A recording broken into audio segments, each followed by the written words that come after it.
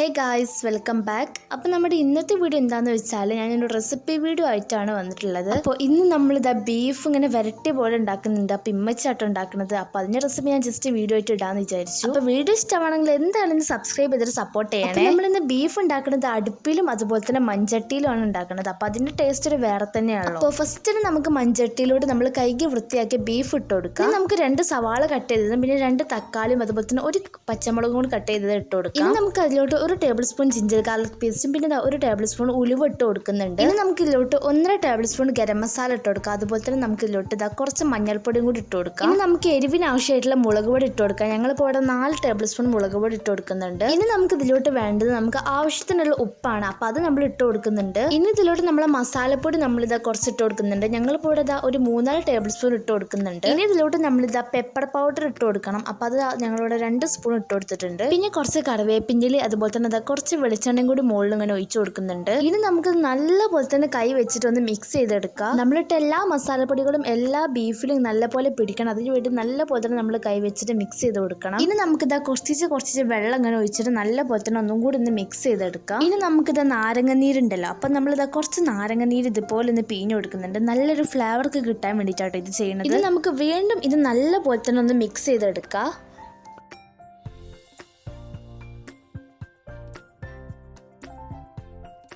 നമ്മുടെ ബീഫ് നമ്മൾ നല്ലപോലെ തന്നെ മിക്സ് ചെയ്തെടുത്തിട്ടുണ്ട്. ഇനി നമ്മളെ ബീഫ് നമ്മളിത് വേവിക്കാൻ വേണ്ടിയിട്ട് പോകണം. അപ്പോൾ ഫസ്റ്റ് നമ്മൾ വിറകടുപ്പിലോട്ട് നമ്മൾ വിറകൊക്കെ വെച്ച് കൊടുത്തിട്ടുണ്ട്. എന്നിട്ട് നമ്മൾ കത്തിച്ചെടുത്തതിന് ശേഷം നമ്മൾ അതിലോട്ട് നമ്മളെ മൺചട്ടി ഇറക്കി വെച്ച് കൊടുത്തിട്ടുണ്ട്. നല്ലപോലെ തന്നെ ചൂടാൻ വേണ്ടിയിട്ട് നമ്മളിത് വിറകൊക്കെ വെച്ച് കൊടുക്കുന്നുണ്ട്. എന്നിട്ട് നമുക്ക് നല്ലപോലെ തന്നെ ഇതൊന്ന് വേവിച്ചെടുക്കാം. കുറച്ച് കഴിഞ്ഞ് നമ്മൾ തുറന്നു നോക്കിയപ്പോൾ നമ്മുടെ ബീഫ് നല്ലപോലെ തന്നെ ഇവിടെ തിളച്ച് വരുന്നുണ്ടായിരുന്നു. ഇതിലിപ്പോൾ കുറച്ച് വെള്ളം കൂടിയെന്ന് നിങ്ങൾ വിചാരിക്കും, പക്ഷെ ഇത് കുറച്ച് കഴിഞ്ഞിട്ട് നല്ലപോലെ തന്നെ ഇത് കുറുകി വരുന്നതാണ്. ഇത് നമ്മളിത് കുറച്ചും കൂടി ഒന്ന് ഇളക്കി കൊടുത്തതിന് ശേഷം നമുക്കിതൊന്ന് അടച്ച് വെക്കാം.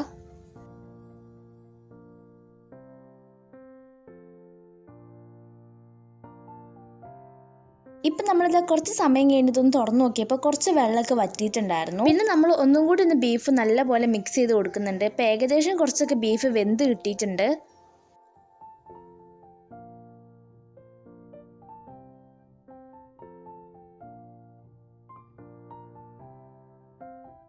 ഇപ്പം നമ്മുടെ ബീഫ് ഇതാ കുറച്ചൊക്കെ കുറുകി വന്നിട്ടുണ്ട്. അതേപോലെ തന്നെ നമ്മുടെ ബീഫ് നല്ലപോലെ തന്നെ വെന്തും ചെയ്തിട്ടുണ്ട്. അപ്പം നമ്മൾ ആ ഒരു ചൂടുള്ള അടുപ്പിൽ തന്നെ കുറച്ചാൽ ഇങ്ങനെ മൂടി വെച്ചതായിരുന്നു. അപ്പം ഇതിന് മൂടി തുറന്നപ്പോൾ തന്നെ നല്ല അടിപൊളിയായിട്ടുള്ള സ്മെല്ലും അതുപോലെ തന്നെ നല്ല ആവിയൊക്കെ വരുന്നുണ്ടായിരുന്നു. അപ്പം ഇത് മിക്സ് ചെയ്യുമ്പോൾ തന്നെ നിങ്ങൾക്ക് മനസ്സിലാവും നല്ലപോലെ തന്നെ ബീഫ് വെന്ത് വന്നിട്ടുണ്ട്. നമുക്ക് ഈ ഒരു ബീഫ് നല്ല ചോറിൻ്റെ കൂടിയും പൊറോട്ടൻ്റെ കൂടി നമുക്ക് എല്ലാത്തിൻ്റെ കൂടി കൂട്ടാൻ പറ്റും. അത്രയും ടേസ്റ്റാണ്. ഭയങ്കര സിമ്പിളായിട്ട് നമുക്ക് വീട്ടിൽ ഉണ്ടാക്കാൻ വേണ്ടിയിട്ട് പറ്റും. അപ്പോൾ നിങ്ങളൊന്ന് ട്രൈ ചെയ്ത് നോക്കിയിട്ട് ഫീഡ്ബാക്ക് അറിയിക്കുക. അപ്പോൾ ഇത്രയുള്ള നമ്മൾ ഇന്നത്തെ ഒരു റെസിപ്പി വീഡിയോ എന്ന് പറയുന്നത്. അപ്പോൾ വീഡിയോ ഇഷ്ടമായാലും എന്തായാലും മറക്കാതെ സബ്സ്ക്രൈബ് ചെയ്തിട്ട് സപ്പോർട്ട് ചെയ്യുക.